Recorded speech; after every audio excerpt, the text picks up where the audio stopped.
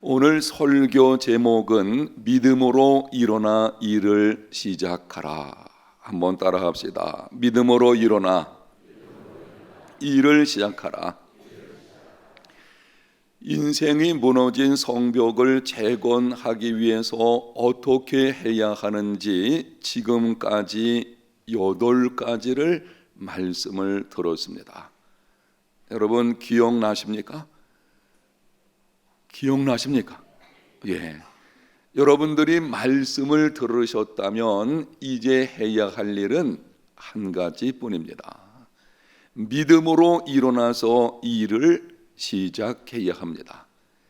말씀을 듣는 것으로 끝나는 것이 아니라 들었다면 내가 이제는 인생 재건하기 위해서 어떻게 해야 되는지를 알게 되었다면 아는 것으로 끝날 것이 아니고 이제는 일어나서 믿음으로 도전하며 순종하는 믿음의 삶이 다 되시기를 예수님 이름으로 축복합니다.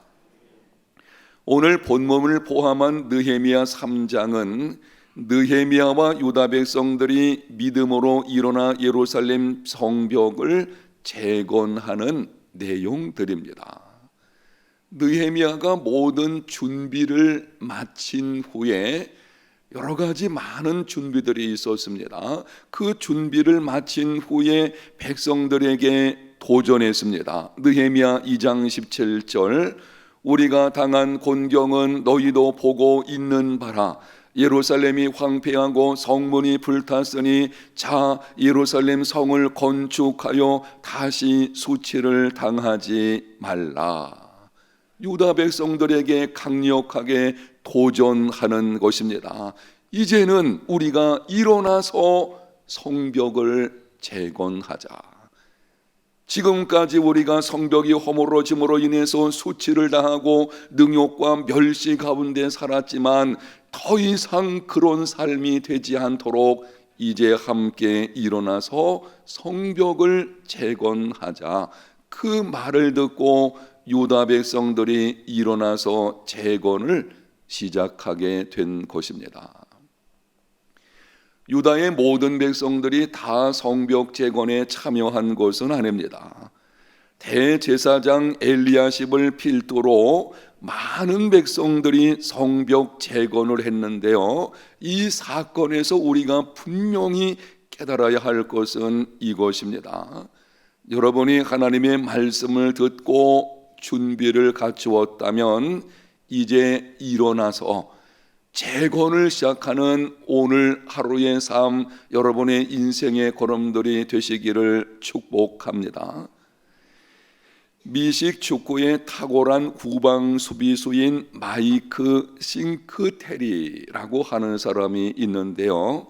이 사람이 시카고 베어즈 팀에서 뛰고 있을 때에 그는 경기장에서 장소를 가리지 않고 태클하는 선수로 유명했습니다. 미식 축구는 태클해야 돼요. 하여튼 붙들고 걸든지 어떻게든지 넘어뜨려서 전진하지 못하게 만들어야 됩니다. 그런데 이 사람이 태클 잘하기로 아주 유명한 사람이었습니다. 그는 공이 어디로 향할 것인지를 알고 있었습니다. 종종 정확한 제때에 공이 오는 곳이 있어서 상대방 선수의 경기의 맥을 차단하곤 했습니다. 한 번은 시합이 끝난 후 CBS 기자가 물었습니다. 필드 한편에서 2명의 수비수에게 가격을 당했는데 어떻게 몇 초 후에 반대편에서 태클을 하고 있습니까? 미식 축구는 거친 경기입니다. 그래서 싱크테리가 2번에 걸쳐서 상대편 선수에 의해 가지고 가격을 당했어요. 엄청난 고통이 있었을 것입니다. 그런데 몇 초 후에 경기장 반대편에서 또 상대 선수에게 태클을 거는 그 일들을 계속하는 것입니다. 기자가 그것을 보고 질문하는 것입니다. 아니 어떻게 그렇게 할 수가 있겠습니까? 그때 싱글테리는 이렇게 대답을 했습니다. 일어나는 것이지요. 상대방에게 가격을 당해 고통이 있지만 상황을 변화시키는 유일한 방법은 일어나는 것뿐이라는 것입니다. 게임에서 승리하는 방법은 다른 것이 없습니다. 따라합니다. 일어나자. 그 자리에서 일어나는 것 외에는 다른 방법이 없습니다. 아는 것만으로 끝나서는 안 될 것이고, 이제 알게 되었다면 실제 우리가 자리에서 일어나 재건을 시작하는 것, 그것 외에는 다른 방법이 없습니다. 당시 예루살렘은 폐허가 되어 있었습니다. 성벽은 무너지고 파괴되었습니다. 페르시아 제국의 가혹한 세금으로 백성들의 삶은 피폐해졌습니다. 주변에 살고 있는 민족들은 유다 지역에 대한 상권을 장악하게 되었고요. 그리고 여전히 유다에 대한 통제권을 가지고 있었습니다. 많은 사람들이 더 이상 예루살렘에서 살 수 없다고 생각해서 시골로 떠나버렸습니다. 한마디로 모든 것이 무너져 내린 상황이었습니다. 그때에 하나님의 사람 느헤미야가 예루살렘에 등장을 합니다. 그리고 백성들에게 도전합니다. 우리가 일어나 예루살렘을 재건하자, 이렇게 말을 하는 것입니다. 지금의 우리 상황을 변화시킬 수 있는 방법은 다른 것이 없다. 우리가 일어나서 함께 성벽을 재건하자. 사랑하는 성도 여러분, 인생에 무너진 성벽을 재건하려면 실패와 낙심과 좌절의 자리에서 일어나야 합니다. 삶을 변화시킬 수 있는 유일한 방법은 일어나는 것입니다. 다른 길은 없습니다. 여러분이 인생에 무너진 성벽을 재건하기를 원하신다면 아마 이번에 새해를 시작하시면서 나름대로 자신을 살펴보았을 것입니다. 내 인생에 어느 것이, 어느 편이, 어떤 일이 무너져 내리고 있었나? 아마 있었을 것입니다. 그것을 여러분이 재건하기를 원하신다면 방법은 다른 것이 없어요. 그 자리에서 일어나서 재건을 시작하는 것밖에는 없습니다. 오늘 새벽에 결단하고 일어나는 시간이 되시기를 축복합니다. 요한복음 5장에 보면 한 번은 예수님께서 베데스다 연못가에 38년 된 환자를 찾아오셨습니다. 그리고 딱 두 마디 말씀을 하셨는데요, 두 가지 말씀을 하셨습니다. 하나는 내가 낫고자 하느냐, 소망의 질문이에요. 38년 동안 그 상태로 병중에 있었다면 아마 절망 가운데 있을 것입니다. 아무런 희망이 없었어요. 예수님이 물으십니다. 네가 낫고자 하느냐? 너에게 정말 치료에 대한 소망이 있느냐고 물으시는 것입니다. 그리고 두 번째 하시는 말이 일어나 내 자리를 들고 걸어가라. 말씀은 분명합니다. 너에게 소망이 있다면, 내가 낳고자 하는 그 소망이 내 속에 조금이라도 남아있다면, 내가 정말 내 인생을 재건하고자 하는 그 마음이 너희 속에 있다면, 그런 소망이 있다면 이제는 일어나서 내 자리를 들고 걸어가라고 하시는 것입니다. 여러분, 예수님이 이 환자를 고쳐주신 후에 일어나라고 하시는 것이 아니었어요. 사실 지금 일어날 수 있는 형편이 아니죠. 38년 동안 누워 있었는데 어떻게 일어날 수 있겠습니까? 그런데 예수님 말씀하시기를 일어나라, 네 자리를 들고 걸어가라. 이 환자는 그 말씀에 순종했습니다. 믿음으로 일어났습니다. 병 고침 받고 말씀대로 자리를 들고 걸어갔습니다. 사랑하는 성도 여러분, 오늘 새벽에 주님께서 우리에게 말씀하십니다. 네가 낫고자 하느냐? 일어나 네 자리를 들고 걸어가라.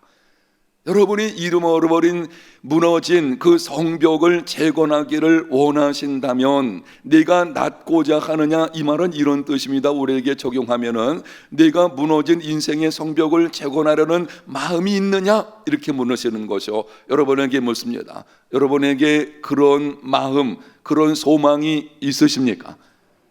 그러면은 예수님 말씀은 분명합니다. 일어나 내 자리를 들고 걸어가라. 여러분 어떻게 하시겠습니까? 실패와 좌절과 낙심과 그 자리에 그냥 머물러서 계속 끌려다니는 인생의 삶을 사시겠습니까? 아니면 이제는 일어나서, 믿음으로 일어나서 자리를 들고 걸어가는 삶을 사시겠습니까? 믿음으로 일어나면 주님께서 역사하시고, 주님이 역사하시면 문제는 해결되는 줄로 믿습니다. 이사야 43장 18절과 19절, 너희는 이전 일을 기억하지 말며 옛적 일을 생각하지 말라. 보라, 내가 새 일을 행하리니 이제 나타낼 것이라. 너희가 그것을 알지 못하느냐? 정령이 내가 광야의 길을, 사막의 강을 내리라. 하나님은 광야의 길을 내시며 사망의 강을 내리시는 전능하신 분이십니다. 그 하나님께서 우리에게 약속하셨습니다. 너희는 이전 일을 기억하지 말며 옛적 일을 생각하지 말라. 주저앉아 있지 말라는 것입니다. 자꾸 잃어버린 것, 내가 상처받은 것, 지금의 고통이 얼마나 큰지 그것을 헤아리며 앉아있는 것, 그렇게 있지 말고 내가 이제 새 일을 행할 것이니 자리에서 일어나 나아가라고 하시는 것입니다. 하나님이 행하실 새 일을 믿음으로 기대하며 일어나서 재건을 시작하는 삶이 되시기를 바랍니다. 큰 부자이면서 많은 사람에게 존경을 받는 사람이 있었습니다. 한 젊은이가 찾아와서 물었습니다. 당신은 부자이면서 많은 사람에게 존경받는 비결이 무엇입니까? 이 두 가지, 큰 부자, 그것도 좋은 일이죠. 그런데 존경받는 거, 이거는 더 좋은 일이죠. 아마 이 젊은이는 이런 생각을 가지고 있었던 것으로 여겨집니다. 보통 큰 부자로 살게 되면 다른 사람에게 존경받기 힘든 면들도 있거든요. 진정한 존경을 말하는 것이죠. 성공했다는 소위 세상적인 의미에서의 그런 것이 아니고 정말 존경받을 만한 이런 삶을 살아가는, 그게 부러워서 묻는 것입니다. 아니, 어떻게 그러한 삶을 살아갈 수 있었는지 제게 비결을 알려주시기를 바랍니다. 그 사람은 자신의 세 가지 생활 철학을 말을 해 주었습니다. 첫째, 술 마시지 말 것. 이 말씀 들을 때 여러분 혹시 찔리면 술 끊으십시오. 술 끊으시면 좋겠어요. 금년에 이 술 취하는 습관 있는 분들, 술이 끊어지는 역사가 있으시기를 축복합니다. 두 번째는 고생을 두려워하지 않고 열심히 일하는 것. 세 번째는 하나님을 믿고 만사의 의심을 가지지 않는 것, 이것입니다. 그러자 젊은이가 대답을 합니다. 아니, 그거는 누구나 알고 있는 거 아니겠습니까? 그런 거 말고 당신이 정말 존경받는 특별한 비결이 무엇인지를 말씀해 주시기를 바랍니다. 그러자 이 큰 부자가 이렇게 정중하게 말을 했다고 합니다. 다 알지만 실천하지 않는 것이 문제이지요. 뭐 하지 않는 것? 그게 문제예요. 오늘날 많은 그리스도인들에게 있는 큰 문제는 아는 것을 실천하지 않는 것입니다. 아는 것은 좋은 것입니다. 듣는 것도 좋은 거예요. 믿음은 들음에서 나기 때문에 반드시 말씀을 들어야 하는 것입니다. 그러나 하나님의 살아계시는 능력의 역사심이 무엇인지를 경험하려면, 따라합니다, 경험하려면 이제는 소문에서 경험으로 나가야 돼요. 내 인생이 실제로 바뀌는 것을 경험하는 삶이 되어야 하는 것입니다. 내 삶을 바꿀 수 있는, 인생을 재건할 수 있는 방법은 다른 것이 아닙니다. 그것은 말씀대로 행하는 것입니다. 여러분이 말씀을 들으셨으니 이제 일어나서 재건을 시작하는 삶이 되시기를 축복합니다. 시편 34편 8절, 우리가 잘 알고 있는 말씀이죠. 너희는 여호와의 선하심을 맛보아 알지어다. 그에게 피하는 자는 복이 있도다. 하나님의 선하심은 어떻게 알 수 있습니까? 맛보아서 알 수 있습니다. 하나님의 선하신 손이 우리를 인도해 가시는데 그분의 능력, 그분의 역사하심, 내 인생에서 내 무너진 것을 재건하시는 그분의 일하심을 경험하는 방법은 다른 것이 아니고 맛을 보아서 알게 되어지는 것입니다. 들은 말씀을 실제 삶에서 적용해서 실천하는 믿음의 삶이 되어야 합니다. 하나님의 교회에 보게 되면은 말씀의 방청객들이 있어요. 이 방청객은 뭔가 하면 와서 듣고 그냥 가버리는 것입니다. 오늘날 교회 안의 문제는 말씀의 방청객들이 너무 많은 것입니다. 오늘날 오신 여러분들은 말씀의 방청객들이 아니고 말씀의 실천자들이 되시기를 축복합니다. 좀 전에 말씀드렸던 부자의 말, 우리가 다 알고 있는, 늘 들었던 말씀이에요. 그러나 그것만이 우리의 인생을 바꿀 수 있어요. 일어나는 것입니다. 그리고 믿음으로 일을 시작해야 되는 것입니다. 예배를 회복하라, 회복해야 되죠. 바른 목적을 가져라, 그러면 내 인생의 목적을 다시 세워야 되죠. 하나님을 기다리며 기도하라, 그렇게 해야 될 것이고, 치밀하게 계획을 세우라. 내 성향이 그런 성향이 아니더라도 성령의 도우심으로 최선을 다하여 이제는 그러한 삶을 살아낼 수 있는, 여러분에게 말씀드린 8가지 그 말씀들이 실제 여러분 생활 속에서 이루어지는 한 해가 되시기를 바랍니다.